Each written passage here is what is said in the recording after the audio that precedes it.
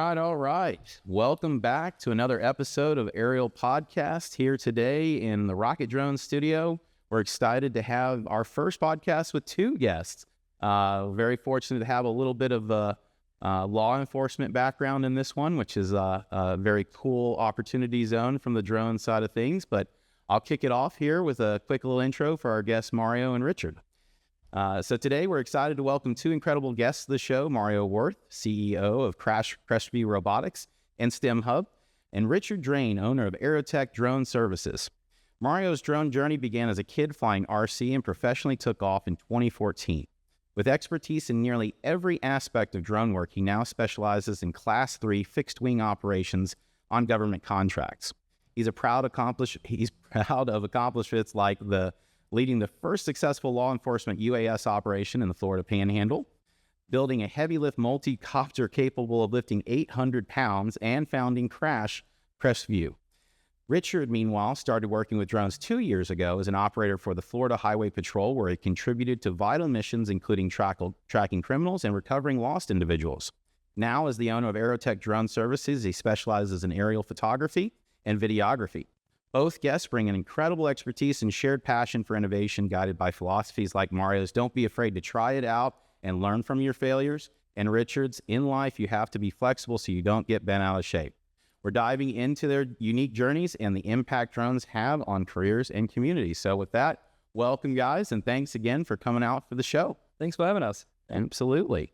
So, I always like to start with kind of the beginning chapters here. And, for those that don't know, this is a wonderful day in the life of a drone pilot from different walks of industry. And in particular, we've got a little bit of new and a little bit of old to the picture of the drone space. So, Mario, I'll kick it off with you. One of the fun things is just how did you get involved with drones and how did it land into a line of work? So, my background is also flying helicopters, and I was flying out of a little pad in Nevada, and also up in South Dakota. Up in South Dakota, we did some helicopter filming, did some commercial shoots and all that. We did also some wildlife counts, and all the stuff that you see that are now like just normal for drones and not so much helicopters anymore, right? Yep. But back in those days, drones weren't that popular. They were all manual flight. You would put a GoPro on them or something similar to that, and you just guess if you got the footage or not, right?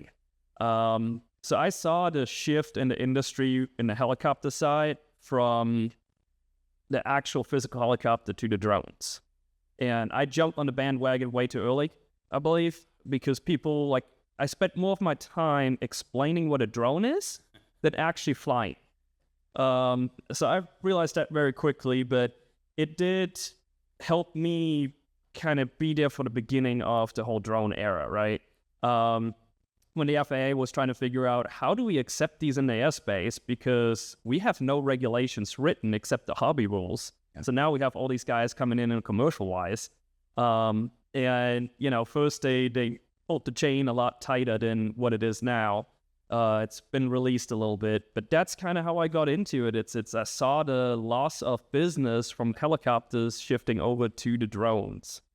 Makes sense. Days. Now, you're holding back a little bit. This wasn't any just regular helicopter that you were getting to have the experience to fly. I've seen it on TV a few times back in the oldie days. What was that helicopter? Yeah, so my specialty was in the old MASH helicopter, the Bell 47. I've flown almost every model of that except B, J, and Saloy. So those are the last three that are on my bucket list that I'm going to need to fly, and I've flown every model, and it's about as far away from technology as you can get. Yeah. Literally, the old D models have a Kickstarter on the floor, like you have a little pedal that you hit on your foot, and it starts the engine, right? So yeah, it's pretty much as far away from technology as you can get to then jumping onto drones, which is as much cutting edge as it gets. So complete two opposite spectrums, right? The full glass canopy cockpit and the original FPV view, man, back in the day. Well, very cool. And then Richard, of course, we've got a newer chapter of getting into the drone space, but you've still got a couple years under the belt. How did it kind of get into the work world, and how did you first get involved with drones? So my dad's always worked in aviation, and I grew up out at the airfields with him doing the RC planes, and so always had kind of an interest in drones and planes and RC helicopters and things like that. And several years go by, and there was an opportunity come up whenever I was working for FHP to get involved with the drone team there to be able to do things like search and rescue, looking for people that run from different law enforcement agencies and things like that. So I knew that it was a developing industry, and I knew that it was a one-time opportunity. It was either take it now or leave it on the table. So I decided to go for it. And my little bit of knowledge about the different aerospace regulations and whatnot that I learned from my dad, I just used that and applied towards the application for the position. Fortunately, I was selected and kind of fell into it about 2 years ago. That's so cool. Well, I love to hear that. It sounds like everybody starts with some of these, consumer products, whether it be RC planes, RC helicopters, or even the smaller drones, and it just opens the imagination to where the path can point from there. So we're in our beginning chapters of getting into drone careers. What was kind of the first job opportunity that you really connected with on the drone path? And then, catch us up also to where you are now. Yeah, so the first path, honestly, was real estate. And it was a tough one to get into. Because back then, they just take pictures with their DSLR and that was it, right? Yeah. And so you're trying to break into that industry and they don't want you. Right? They don't want to spend that extra money because they're out there on commissions and they're going to have to fork it out beforehand and hope that they get that sale for that return. And nobody was doing it back then, so why would they jump onto it, right? So like I said, it was a lot of education, a lot of realtor breakfasts, and then I was in a networking group and got together with this realtor and I'm like, look, tell you what. I know you won't hire me for these, 200,000 houses, $100,000 houses you're selling. How about we do this? You just hire me on any house and I'll do it for $100 every house just to get it kicked off. Yeah. And I mean, in the end, I was losing money. Yeah. But I needed to start somewhere. And he agreed with it. And that's really how it started in this area, like in the Crestview area, because Crestview doesn't have some of the high-end houses that like you would see in Pensacola, Destin, and everything, right? So he used me on every single house he had for $100, right? And all of a sudden, those realtors in the area saw like, well, now I need to advertise because he has a competitive advantage because now he's getting clients and listings because he's offering that service to those clients and listings. So it became a competitive realm there. Of course, only he got the sweetheart deal, right? The next clients that were coming, I actually needed to make some money. Yeah. So that's how it got to that point. With that, it started to where I started modifying the old DJIs, I built NDVI camera. I tried my luck at some of the farm stuff, which is a difficult industry in itself because, farmers they don't want to know if they have problems in the field a lot of times. They just don't, Yeah. And that's across the board. So if you come with a solution for them to know the problems in the field, they're going to shut you down right away. And that kind of was like, well, we're doing mapping. So now let's go from the farm fields maybe into some of the mapping for progress reporting. And keep in mind, back then, I still had to do a lot of calculations and I had an iPad and had my DJI and had to draw out my little lawnmower pattern on my iPad and then zoom out to a particular zoom and set it on 10-second intervals or something and just fly and have my constant speed. So it was manual collecting those mapping points and then stitching them together because there was nothing out there back then. It worked. It wasn't the greatest, but it worked, right? And then that kind of forced me to build some custom equipment. And I didn't have really an engineering background or how to build the damn things. Yeah. So I just went and just bought some stuff and put them together and ended up it's working magically. I still don't know how, but that's kind of brought me into building and constructing the things. And then, Pixar came out with the mission planner. So that was kind of a shortcut for me building. And that got me that experience, which led me all the way to a friend of mine that builds the Osprey drones, unmanned aerial research. And, he hit me up and was like, hey, I really could use somebody, to help me he's been building them the entire time. He's been flying them, but he hasn't had really a lot of experience with that mission planner and that ground control station and, calibration and everything. So he asked me to come on board and kind of help him out with some of that. So I jumped right away on board. I don't regret it. So now we're flying missions for the government on test flights where they're testing out new sensors, new equipment, flying in GPS-denied environments, right? That kind of stuff. And we take those Osprey drones, fly them up to 8,000 feet AGL, and send them 8K out about, and hope they come back. Or hope we can realize when something is wrong and bring them back in time, and hope that all the autonomy works that they're pushing onto our aircraft while we have control over the aircraft, right? Yep. So that's a definitely nerve-wracking and a fun job, especially when you have, couple like $500,000 payload underneath that is now in your custody and control. So yeah, that's no pressure, huh? No pressure at all. Well, it's neat that you painted that pathway a little bit too, of starting out teaching yourself about some of these systems and then becoming a little bit known in the area that this is a capability that you have. And obviously, as the market grew, we now have more and more of these backyard. We're fortunate enough to be in very military, high test environment here at Eglin Air Force Base and surrounding fields. But it sounds like there was a knowledge that, hey, Mario's got some experience here. We need to bring him over. And from Richard's side, just the difference here is wild, wild west of learning, education, and protocols.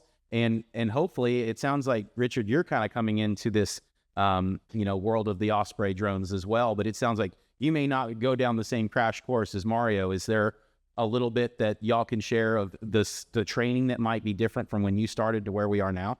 Absolutely. First thing I touch on it, you definitely have to have some faith. You have to have faith that these pieces of equipment are going to do what you want them to do and actually come back. And kind of as Mario mentioned earlier, they do rely at certain points on GPS and things. And during some of the search and rescue missions that we did, there was times where we did drop down below those tree canopies, and you lose that signal, and you have to be able to remotely operate it yourself and trust your skills and put those to the test and come out of those situations and not just rely on the technology. So, there's still a level of do it yourself there. And then there's also a level of the relying on the equipment, the GPS and things like that. But overall, yes, I did come in whenever all this is already developed. I didn't go through the wild, wild west moments of doing it completely by myself. So I was kind of fortunate in that sense. I haven't quite got the experience on the building side of things. I've just more so seen the practicality side of things with actually operating them and putting them to use, things like that. That's awesome, and so cool that we have some of these resources, again, right here in the Panhandle of Florida. But I do want to, I want to let the audience know, too, that Mario's holding back on some really cool other projects, for sure. And in addition, he was a critical part in the launch of Pelican drones back in the beginning chapters, 10 years ago. There was no 107 license. Where, you could just go out and do the drone commercially without jumping through hoops. There was a 333 exemption and the requirement to have a sport pilot license or higher on site. So Mario was essentially a piece of essential compliance on all of our drone sites and taught me so much about the airspace that is very dynamic in this area. But I want to hear a little bit more about law enforcement. Obviously, this is a really cool area to see utilization of the technology that helps from efficiencies of, we don't always have the budget for helicopters to go up for searches and other things. I'm sure it's great for situational awareness and so on and so forth. But give us a day in the life of law enforcement scenarios that might be of interest to our audience, Richard. We used them for so many different things. Again, one of the things I already mentioned is finding people that ran, search and recovery, but there's so much more than just that. We use them for rebuilding crash scenes, especially on the highway patrol side. Highway patrol is known for working traffic crashes. Whenever they had fatalities, we were able to go out with the drones and use the drones to actually map the scene and then go back and use a Pix4D software to actually put everything together and build 3D models. And then we had the search and rescue.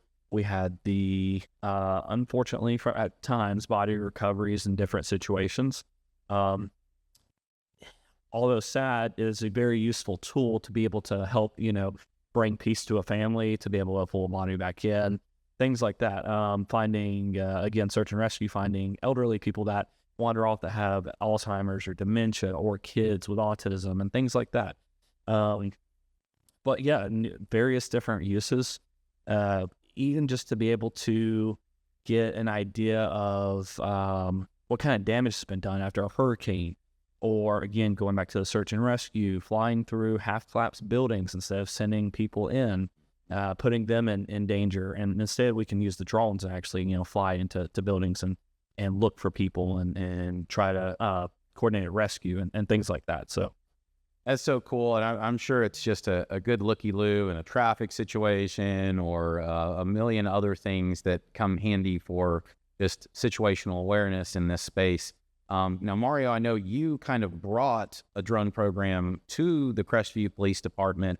You tell a little bit about how that journey went and what that was like? Again, Wild Wild West, here we go. Yeah, I mean, it was, there was no standardized training. There was no real curriculums out there or anything. So we just put the guys on the sticks and put them through the ringer. We applied for Section 333s back then and for exemptions. And it was difficult to make work because it wasn't even in the budget. So basically they sent me to the academy and said the only way, we can't subcontract the company, but we can hire an additional officer. So that's how I kind of worked the deal out. So they sent me to the academy, went through that, came in as an officer, which is some tensions in law enforcement. Law enforcement is kind of a higher hierarchy that you get. And then, I have a commander that's in charge of the new drone program, and he doesn't know anything about it. And so I'm advising him, right? But I'm just an officer down the line when you have all the other sergeants. But then, I get called off the road for hours and sit in the commander's office. And so the other guys are like, well, is he an officer or what's going on? So there's a lot of tension, man. We dealt with that a lot as well. Yep. Highway patrol side, the drone program to FHP is fairly new. They had it a few years before I got into it, and not to interrupt, but just to speak on that a little bit, they had it a few years before I actually got on the team. However, there was a handful of officers across the state that were certified. So they were so widespread. You couldn't have an officer, one officer over in Tallahassee, be able to make it over to Pensacola or over to Crestview or Destin to do a mission like that. So we needed to expand and grow across the state, have people staggered throughout the state, so that way we could, respond quicker. The problem was, as Mario mentioned, nobody over here was used to that. And so even whenever I got on, I was myself, as well as a couple of other officers that we all got on at the same time. We were the first drone pilots for FHP in Troop A, which covers all the way over from Pensacola, the other side of Panama City. But we were the first ones. So all of our command staff, they didn't know how to utilize it. And they're still, learning that now, even since I've left law enforcement.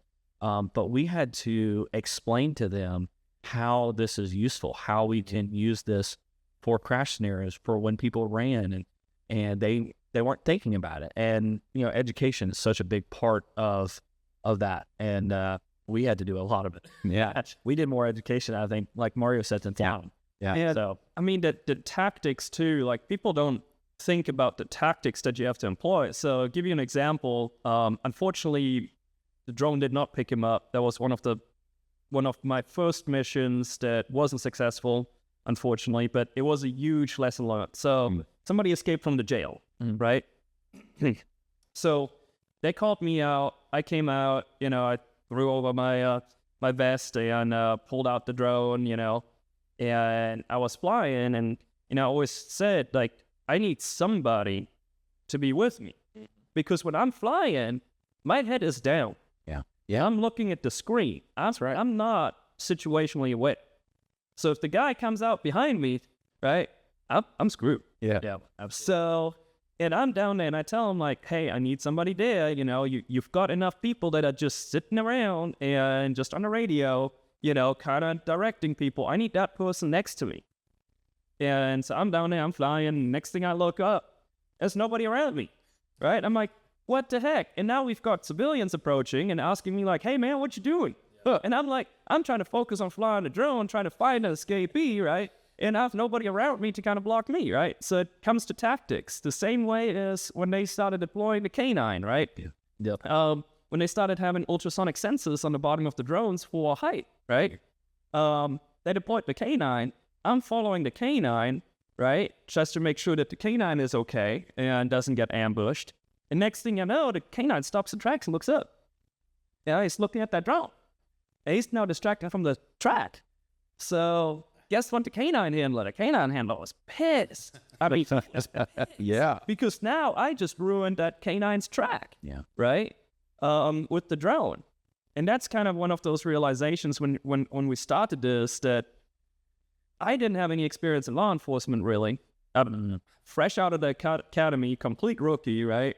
But I've got that drone experience, and even with that drone experience, like, when you don't think about that K9 picking up the drone. Yeah. You should, but you don't, Yeah. right? And so then it comes out where you have to start developing these tactics and strategies and say, that's where that conflict comes back in, because you're in a commander's office and so you're saying, like, hey, we need 8 training days with the K9 where they're running a track, and I'm flying the drone over the K9. Yeah. And on that too, not only do you need to coordinate those trainings with the K9, but also your QRF team, which is the riot control team. So if you deploy to a riot, they understand that you can see way more than they can. So we need to be on the back lines, being able to relay that information and give them real-time data, as well as the SWAT teams to be able to train with them. There's a lot more that goes into it than picking up the sticks and just flying the drone. I had a situation kind of like what he mentioned, where somebody was actually did pop out behind me. I spent quite a few months over in Texas at the southern border, assisting over there. FHP had about 110 troopers over there around the clock. I don't know if y'all... I remember that. Yeah, DeSantis, sent them over there. That's we great. had SRT units. We had drone pilots, a broad scope, all the way down to the patrol trooper. The patrol guys, they would sit, at one kind of stationary place and watch an easy spot of the border. But, every once in a while they do get crossings. They put us strong guys out around the areas where we had the smugglers and the higher risk people. And there was one particular day we were actually over there, and we were tracking this one group. I had eyes on them with the drone. And I dispatched our little team to go apprehend this group of migrants. And we had a couple of drone pilots there. We were all busy doing different things. One guy was, recharging batteries, setting up stuff for his flight. One other person was flying as well. We were set, at different altitudes. And so we're focused, like Mario said, you're looking down at your drone. You got to make sure you're not going to crash into something. Mm-hmm. And lo and behold, this group of 3 immigrants walks out right behind me. And, again, we're in a high risk, a high traffic, weapons, main traffic kind of area. And they could have walked right up behind us and, probably taken us out. So on the law enforcement side, you have to have somebody there with you. But really, any kind of form of drone work, you need to have somebody there with you. And so that provides its difficulties, like you said, with getting somebody set up, especially, teaching your command staff, that we need that extra body that calls for extra funding, extra money, resources, That's it's so true. And it's funny. Y'all actually took my next question right on out of there, which was, what does a spicy day at work look like? And it sounds like that was nice and spicy, to say the least. You know, fast forward to today, and the smaller, you know, chapters of where we started with a few police forces with these drones, in particular the Panhandle. It sounds like y'all kind of led the way for the state. Was Miami, or were they doing? There was other ones in like Lower that had quite a bigger budget. Sure. Little Crestview, right? But I can tell you it was definitely an eye-opener, especially for the Panhandle with being so much military. Yeah. There's a lot of cooperation that you're going to have to do with the military, your FAA approvals and everything. So that's really what gave the edge, was my knowledge in that aviation, right? Give you an example, too. I had one of my competitors, you know, he reported me to the FAA. Yeah. Back in the days, right? And that's where that knowledge comes in, right? And I think that's the only reason why I was able to help that Crestview PD out and get it started and lead the way in that area, was because of that knowledge, because they wouldn't have gotten in that area just because of military airspace and all that kind of fun stuff. But yeah, my competitor reported me to the FAA. And so he got a real estate offer where basically, hey, can you shoot this house for me? And it was on the south end of town, past I-10, right? And I have my Section 333 approval with a class E airspace up to 2 nautical miles. So I could fly up to 2 nautical miles on a Class E airspace. Duke Field was a Class D, which I needed to stay 5 nautical miles away. Well, Class D airspace, that's where the house fell in, and it was in that 5 nautical mile range, right? Well, I still flew it. And so he reported me to the FAA for flying that in that. And so I got the call from the FAA, right, from Pat Bruce back in the days. Yeah, sure. Yep. Great guy, too. I mean, great guy. He really helped us out on a lot of the clarifications for regulations and everything. And so, you know, he calls me up and he's like, hey, did you fly this? I'm like, got the video in front of me. I'm like, well, so you know I flew it. Yeah. Well, that was Class D. I'm like, yeah, I can tell you the date I flew it. I've got the flight records. And he's like, well, it's Class D. I'm like, look at that AFD. Because when the tower at Duke is closed, it moves down to a Class E. And I flew it on the weekend when the tower was closed. That's right. I've got the flight records for it, which means I'm allowed to 2 nautical miles, which means I could take that on the weekend. You read between the lines of where the details lied, yes. Exactly. So, you know, of course, because I just took that business away from the competitor, he was not happy, and that's why he ended up reporting me for that, because he turned down the job versus actually having the knowledge and flying it on a weekend versus, you know. Yeah, that's where, you know, the education, again, is so important, because, like you said, the whole south end of Crestview, once you get a little bit south of I-10, it does fall right there within, you know, Duke Field's airspace. And if you don't know about these things, and there's not many people out there teaching these things, you could throw up a drone and be violating FAA regulations. That's federal regulations. You have to have some kind of knowledge of what you're doing. It's so important to have somebody out there that is, you know, pushing out this knowledge to young kids, especially, you know, we have a generation of, you know, young kids that come up in nothing but technology. You know, all the cell phones, computer uses, everything is digital now.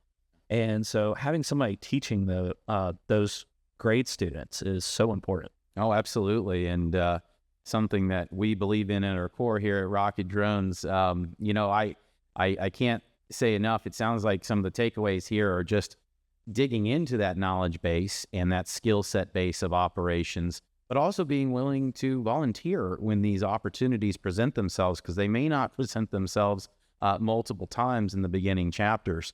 So that's really cool. And fast forwarding a little bit more to today in law enforcement, just in our local area, this has grown quite a bit. Now we've got Pensacola, Escambia County with their own drone divisions. I think IHMC and Pensacola Police Department joined forces on a joint project of thermal drones and FPV breach drones. And I think one of those drones was accredited to a first ever for Pensacola Police Department.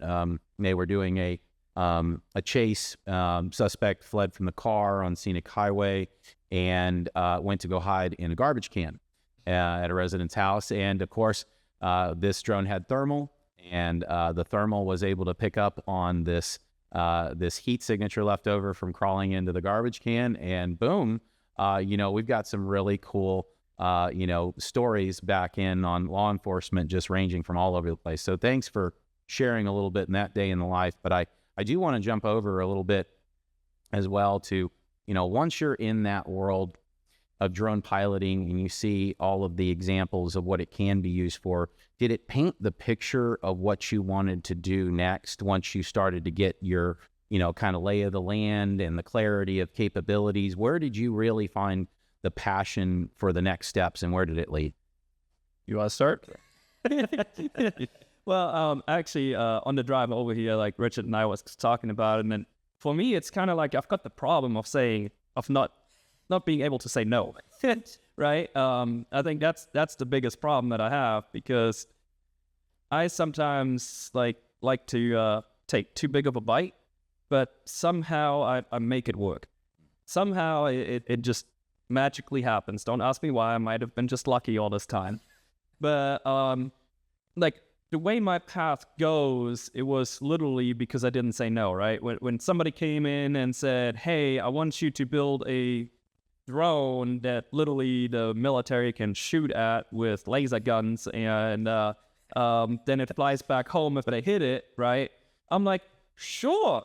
I know nothing about lasers. I don't know nothing about the systems, but I've built a couple of these, flame wheels back then, so I'll try it, right? And that's kind of how that kind of engineering started and getting into it, And again, it's like, anybody would say like, I don't know if I can do that. I don't think my company is set up for that, right? And I have that problem of not being able to say no and just jumping into it and doing it, and it worked. Unfortunately, the program didn't go too well because they realized very quickly that trying to shoot at a drone with an AR does not work very well.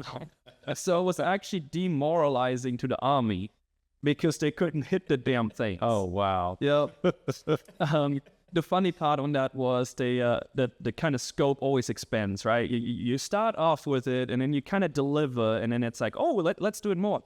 Well, they wanted us to put IDAMs underneath it, like literally what's in Ukraine. Keep in mind that was right around 2018 or so, right? And they put these little mortar shells underneath it, right? And they had a little sensor in it. And there was another company that used to do simulated blasts, right?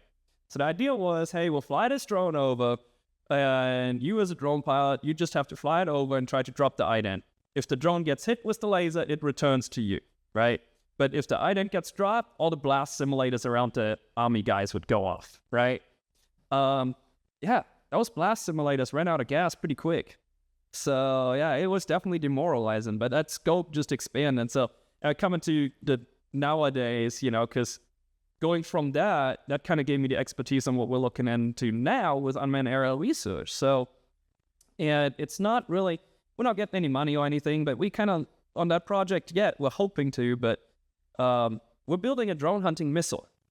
So, we fly those Class 3 aircrafts, and we kind of decided, hey, why don't we put a missile on that drone in order to seek and shoot down other drones. So particularly motherships, because, and that's kind of what our thought process, a lot of times we're sitting around a table and, just talking shop and going like, this might be doable.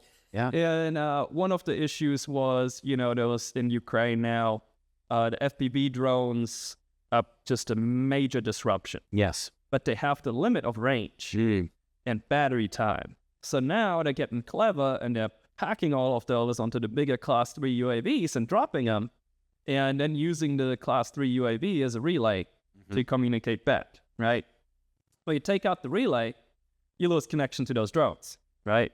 So the idea that we had is, well, we can already fly to 8,000 feet, we can already fly for 6-7 hours loiter time, It's no big deal for us to strap a missile on there with the same control system that we're using for the Ospreys, right? Yeah. And make a guided drone-seeking missile so that if something comes in that realm, right, we'll just release the missile and take out the mothership. Yeah.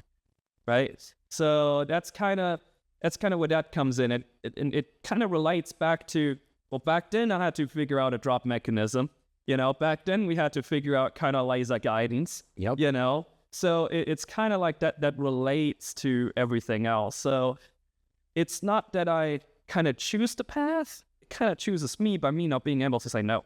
Yeah, I love it. Well, that's so cool. And going back to some of the Ukraine components of how this is disrupting traditional warfare is, just like ChatGPT has been a huge eye-opener to the regular person of its capabilities from here's 10 ingredients and it gives me 50 recipes, or I as a general consumer or person can understand this technology. And now that we're seeing it in Ukraine, we're also very easily able to understand the technology's capabilities, but also how to kind of work around some next chapter evolutions of how we play the game better. So that's really cool. And then of course, Richard, I gotta hear what makes you tick over here in the drone space.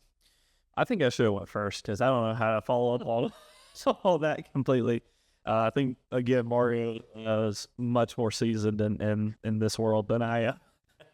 Mine kind of just carried over out of law enforcement from, I separated from law enforcement, decided to get away from it, stressed at the job, 10 years of doing it, decided to lay down that hat.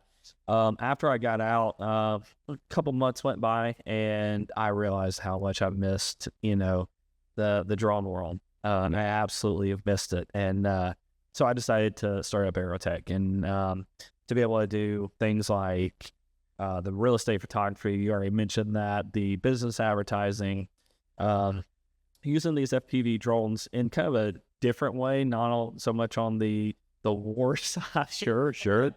But more on the everyday, interacting with the public kind of way. Being able to take these FPV drones and do full tours of businesses and houses and put them together in a video and be able to, provide to companies and being able to give them an avenue of advertising.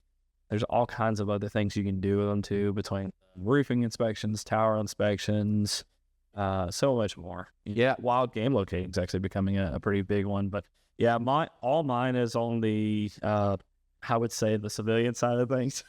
No, I love that. And it's so cool to hear that, this is something that, not only can pull you in from the, hey, you're really good at this, we need to put you on this too.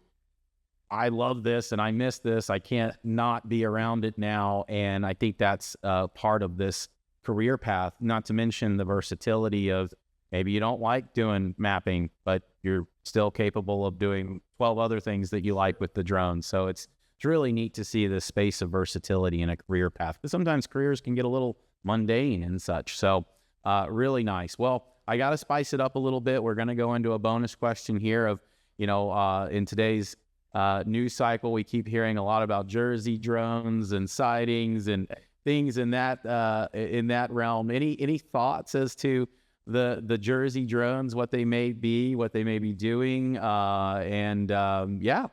Was that you up there flying? I've been asked that multiple times too, like literally multiple times. And it's just like people associate, you as a drone pilot and what's going on everywhere else, which is why this question, comes up in the first place. So yeah, I've been asked numerous times jokingly, was that you? What's your thoughts on that? And so it's definitely interesting to hear it come up here too.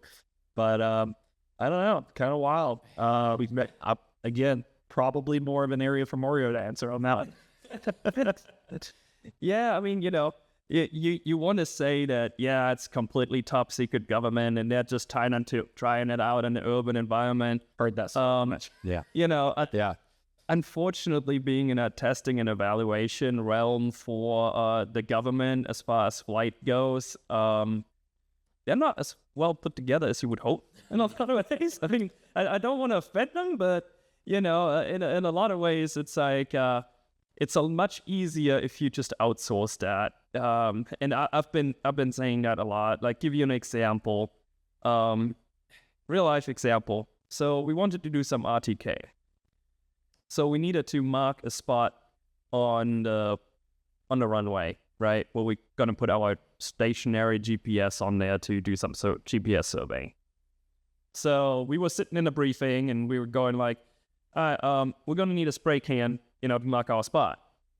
And they're like, well, we don't have any, but you can fill out form so-and-so, email it to so-and-so. Within 3 to 4 weeks, they're going to give you a purchase order that then you can purchase, from these and these approved vendors. And I'm like, we're flying tomorrow. And us as contractors going in there, we're like, you know what? They just magically won't appear in our truck. I mean, it's just like, we're going to go off to lunch and there may be magically one just appeared in our truck. Because, I mean, it's just on a daily basis, right? Like that. And so I want to say they're testing some high-level stuff out, but it's more likely that it's actually a government contractor, that got a contract that is just, not supposed to do it. So that's why they're doing it at night. But hey, they have a government contract to fulfill. So they're going to just, hold that thing up. Oh, absolutely. I think the theories can go down some even wilder rabbit holes as well, as from watching social media and such. But one other theory I have is maybe it's a way to increase drone regulations now that we're realizing how capable an over-the-shelf product truly can be, and whether or not we want to put some additional restrictions on that. Just this morning, I was reading an article out of Los Angeles with the firefighting, one of the old beloved planes that picks up the water, lands, picks up 1,600 gallons of water, goes back, drops it on the fire, actually ran into a drone and grounded the whole operation, grounded that plane from further interactions. And it turns out it was a pilot for the Los Angeles Times that was one of the pilots responsible for this incident. And in addition, there was a TFR. As we know, when there's firefighting going on, there's going to be a TFR. So this is really interesting territory to see that regulations, though they're there, we don't really have a lot of folks sometimes paying attention to them. Any thoughts on that? Newest update out of Cali or thoughts in general? I know this is going to sound a little redundant, but I think it goes back again to the education. If that reporter had been educated properly or followed his education, then that would have never happened in the first place. And that's where I can respect Rocket Drones and, doing what y'all are doing for getting into the schools and teaching these kids and whatnot. But education. I mean, that would have prevented that whole entire thing. If he knew what he was doing, if he had looked at flight radars, he should have seen that firefighting plane flying in the area, and he could have known to land or come to a lower altitude. He should have known there was a TFR and that he could fly there in the first place. But had there not been a TFR, at least to get out of the way of said plane. So I think that's the biggest thing I can say on it is just being educated. There's so much to learn. I've kind of like Mario in a different sense.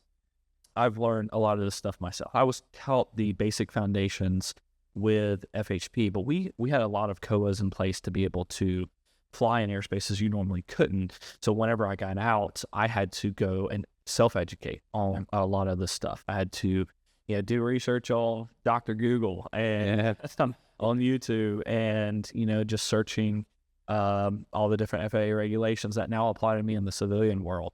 And so anyone that is looking to get into as a reporter or in any other field, you just got to be educated. No, absolutely. Couldn't agree more. Mario, any thoughts on that one? Or I'm just gonna throw this one out there, and that's like coming from the aviation industry, and when I was in flight school, one of my instructors said something to me, and it stuck with me, and it's so true.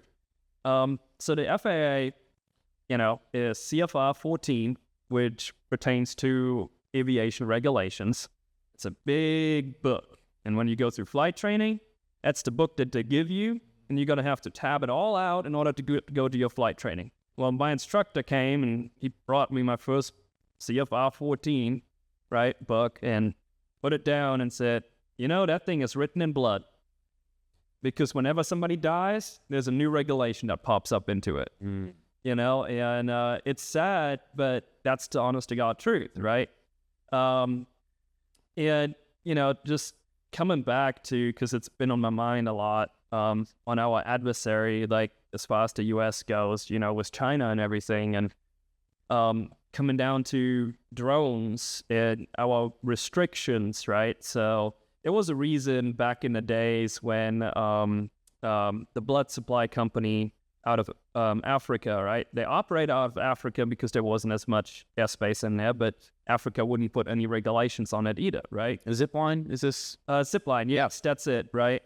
And, it's less air traffic, so they could do a pretty good success story on that, right? Great company. They did great stuff for the industry. But when you're looking at why did they have to go to Africa, is because that would have never happened over here, right? They could have never started it. And it comes back down to, we are limiting ourselves a lot of times with these regulations. And I see that our adversary, unfortunately, those adversary have a lower, and I'm going to get a little bit dark here. Sure. They have a little bit lower value for human life, right? And so they can advance a lot quicker because they have a lot more risk tolerance as far as that goes, right? And what I mean by that is if China has an automatic driving semi-truck, right? And that semi-truck plows through a crowd, right? That's a risk they take and they're willing to take in order to advance that technology of autonomously driving, right? We will never take that risk in the US. We will never take that risk. And so with that in mind, when it then comes that they're just going to be able to collect more data in that country, right? And now with that safety data, they can get permission to drive over here in the US, right? Because they're way more advanced on that safety data. Yeah. So that's the scary part on our regulation. So it's like, it's a fine line that you have to walk with this new technology in order to actually, advance and stay ahead of your adversary. And a lot of times, as a civilian company, you cannot afford, because you can do those kind of tests safely, but as a civilian company, you cannot afford to place these facilities, to own these facilities where you can do all of this testing when you're thinking about test ranges for UAVs and all those kind of things, right? It's billions of dollars that are flowing in these test ranges, right? And at the same time, with the military being so restrictive, and not letting us really in these tests, and they're tested out a lot. We see it on Eglin, where Eglin Air Force Base on their test facility is double booked a lot of times, right? There's such a high demand, but so many regulations in place to even test in a safe environment because they're worried about smaller things that might not even cost human life, right? They're worried about a little fire. Well, you have a fire department on standby. They're worried about, a piece of hardware crashing, right? I wish that, and what needs to happen is we need to have that open up, be a little bit more affordable, right? And therefore open us up to advance our technology and keep up with our adversary. I couldn't agree more, actually. I think that there's a lot of red tape when it comes to the R&D side of these environments, but also into the entry side of becoming a commercial drone pilot. I am confused a little bit in why rocket drones kind of exist in the first place, is because, we don't let student drivers behind the wheel of a car. We don't let, pilots behind the wheel of an airplane without passing a skill set, exam of some kind, or a ride check, whatever we want to call it. But in the drone space, this is completely different. You just have to pass the 107 60 question exam with a 70 or higher, and you are good to go. Now, will you get hired, by passing a 60 question exam? Probably not. What does get us to the top of the line, and what we, really practice as a baseline skill set, is proving that you can still pilot the drone without all the fancy sensors, the GPS and the altitude control and everything else. Because guess what? These sensors are subject to a lot of different failures in the field, whether you're just simply under a structure or a tree, or if you're, just out in a weird interference environment. So, industry is going to want to know that when you don't have GPS and the wind's blowing, that you're not saying, I got it, So do you have any thoughts, both of y'all, on this area of, if I'm wanting to go the commercial route, how do I get to the top of the hiring list when it comes to that job interview? That's a great question. Absolutely great question. I think finding somebody that knows a lot about the industry, somebody like Mario, somebody that runs a rocket drones, and talk to them, and if they're willing to, let them take you under their wing, and feed off of them. I think that's a good starting point for sure.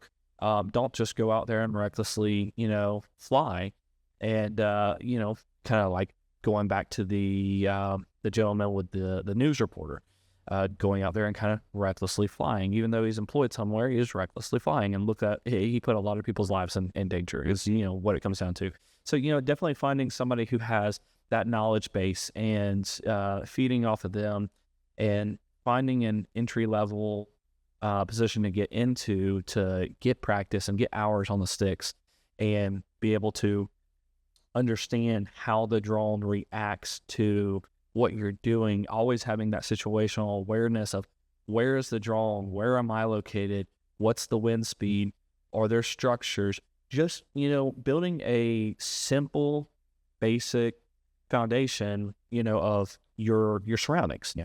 And that alone will, I think, prevent a lot of accidents. If you lose that GPS signal, or if the wind picks up, what's around you, and what elevation you have to go to fly back home and bring it home safely. I think it's, getting into the field, though, it can be difficult. You have to find the right place to start. But hours on the sticks, that's going to help you a lot. Absolutely. I think that's the key. Love it.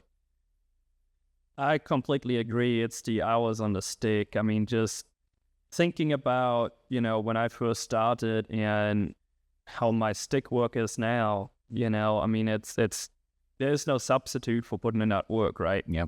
I think that's the big key, especially when it's something that requires you to have muscle memory and know your equipment. Mm-hmm. So, give you an example with my old Mavic, like one of the first Mavics that came out. I just used one yesterday because I wasn't going to climb on a ladder to take pictures of a gutter. So, so I used that yesterday. But one of the things is you start to get to know the equipment, and you can look up, you see what an obstacle is, right? And you can literally almost multitask, because if I put the stick on this position, right, I know it's going to take that drone exactly this amount of time before it gets close to that obstacle to where I have to look back up, right? So you have your camera angled down while you're flying, and you can determine that, so you can look at your screen and you won't be hitting that obstacle. Keep in mind, there's no obstacle avoidance on my old Mavic. So yeah, that's why that's that skill that has to be developed. And a lot of times, what I see with the younger pilots that are coming into the industry, they take the shortcuts, right? Mm. They're afraid to turn off the obstacle avoidance. Yep. They don't want to learn these distances. They don't want to really. They rely on the autonomy more than anything. And we see that even in the R&D side, right? Give you an example on the R&D side on high level. We were flying a $500,000 payload on a Osprey, and it was the government's aircraft, so we were just hired to come in as pilots. So that means we don't touch the aircraft, we don't do anything to the aircraft, all we do is fly. Tarek, the owner of Unmanned Aerial Research, he was on the sticks, I was on the ground control station, right? Air Force fires up that engine, and I'm walking over to Tarek and I'm telling him, like, man, that engine, it does not sound like it's lean enough. Like it sounds a little lean there. Like it needs to be a little bit richer, And he goes, yeah, I kind of agree. And so we kind of mentioned it, and they're like, well, no, we checked our aircraft out. You guys are just flying and just keep on going. Right? Like, all right. So we take off. We climb to about 8,000 feet. That day was a high density altitude. When you're starting to get up there, you really need to watch your density altitude. So we had about, on the ground, like on sea level, we had about density altitude of like 1,500 feet. So, we would technically, when we're flying at 8,000, the aircraft thinks it's literally at 9,500 feet, right? So almost 10,000 feet. That's thin air up there.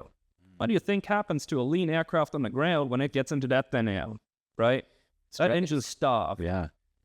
So, we were on high alert, of course, right? So we were flying, and, sure enough, we approached that 8,000 mark, and I look and I see a descent rate at my throttle indicator. We didn't have RPMs or anything, so you have to base it on your throttle positioning for it, which was another issue that we kind of addressed. And, so it was packed out at 100%, and we started to get a descent rate in. And I immediately go engine out, engine out, engine out, right? Which means it is out there, it's at 8,000, and now it's in my hands to bring it back into the RPIC's hand. And that RPIC, now has to dead stick land that aircraft with a $500,000 payload onto a tiny little runway. No right? pressure. Yeah. No pressure at all. And that's like, and I have to say, like, I had the easy job on that, right? Because all I had to figure out is engine out, and I had to make sure that aircraft, that I reacted quick enough that I can get that aircraft within visual range of the RPIC, right? Yep. Tarek had the difficult job. He had to dead stick land that, right?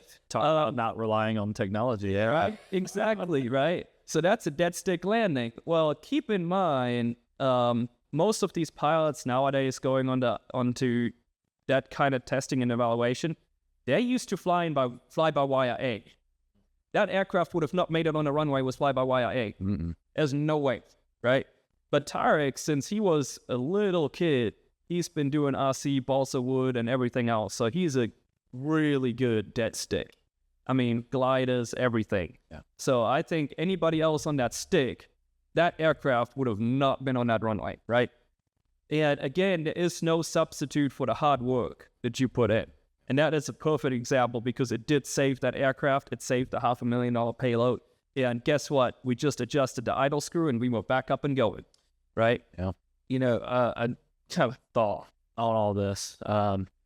If you're the head of our military, right? Would you send over a group of hunters that have been hunting Northwest Florida for, 6 months to go fight for our country? You wouldn't. No. You would send SEAL Team 6. Yeah. Right? Those guys have training on training on training. They have time on the trigger. They have time going through houses. They have time building their knowledge base, building their skill base, right? And not to knock any local hunters. Yeah. Love you guys. But they're not prepped. They're not equipped. They're not on the trigger every day, multiple times a day. They're not practicing for what's to come. They're going out there and, finding a good kill for the day. That's about it. The SEAL team, they have so much practice. Well, we got to do the same thing in our industry, right? But, obviously different industries, they're training on the trigger, we're training on the sticks. But you have to do the same thing. So that way, when you get into these kind of situations, you're not lost. You don't, rely on the technology that may not even be there in some situations. But just having that foundation, that education and training there, I think that is, again, biggest thing for new pilots is, building that sick time. I couldn't agree more. And technology is great when it works. And Sometimes it doesn't. yeah, sometimes, if not oftentimes, in the drone space, it is finicky. And sometimes it's not just a failure; it's just a limitation. Under structures, under things, you're going to have to know these manual piloting skill sets. And honestly, if you have a way of logging these hours, building your portfolio, just like in the business model of going and launching your drone business and showing the audience your capabilities, is kind of a similar approach to how I look at the hiring pathway of, like, if they don't know the questions to ask for you to impress them on the hire, you might have to steal the show and say, let me show you what I can do to increase your trust level and in my confidence as a hire. So love to hear that. That is a universal voice across multi-industries. Well, with that, fellas, I think this kind of concludes our interview. And I do want to take a moment before I forget to allow Mario to just give us a little insight on Crash. That's a really cool advanced chapter of kind of all things robotics. And you guys are leading the charge in our Florida Panhandle. Yeah, so Crash is a nonprofit. It stands for Crestview Robotics and STEP Hub. The idea is that we want to build some of the future engineers, right? And we want to teach them. We follow a lot of the first program and the first model, but we include some cybersecurity as well in there. We do some robotic dog hacking.